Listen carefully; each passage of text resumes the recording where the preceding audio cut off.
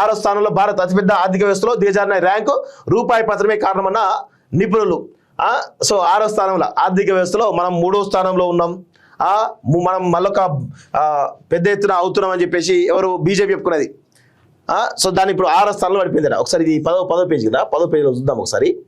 ప్రపంచంలో అత్యంత వేగంగా అభివృద్ధి చెందినటువంటి భారత్ నిన్నటి వరకు కూడా 4వ స్థానంలో ఉండే ఆర్థిక వ్యవస్థలో ఈరోజు 6వ స్థానానికి పడిపోయింది. సో దీనికి ప్రధాన కారణం ఏంది? రూపాయి పత్రం అంటే ప్రధాన కారణం ఏంది? మోడీ వైఫల్యం. సో మోడీ వైఫల్యం అంటే 100% బీజేపీ వైఫల్యం. సో బీజేపీ యొక్క చావగాని పాలన వల్ల ఈరోజు ఈ పరిస్థితి మన భారతదేశం 6వ స్థానంలో పడిపోయింది ఆర్థిక వ్యవస్థలో. వీళ్ళు మనకు పాలకులు గుర్తుపెట్టుకోండి. ప్రపంచంలో అత్యంత వేగంగా అభివృద్ధి చెందినటువంటి దేశం భారత్ అని అంటారు.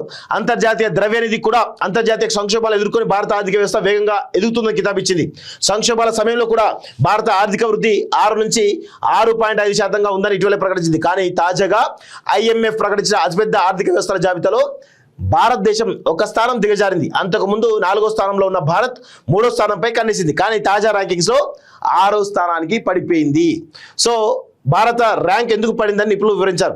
ఆర్థికంగా వేగంగా ఎదుగుతున్న భారత ర్యాంకు ఎందుకు పడిందని వివరించారు.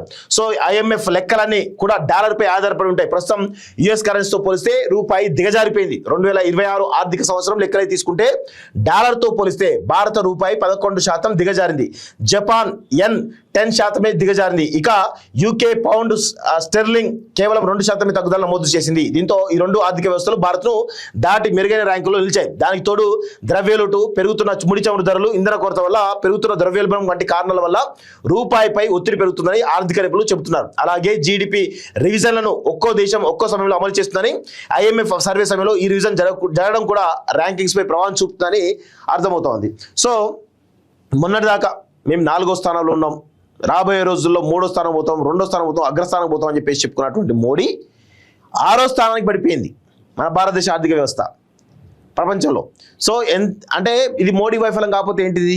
100% మోడీ వైఫల్యం అనేది చాలా స్పష్టంగా అర్థమవుతోంది.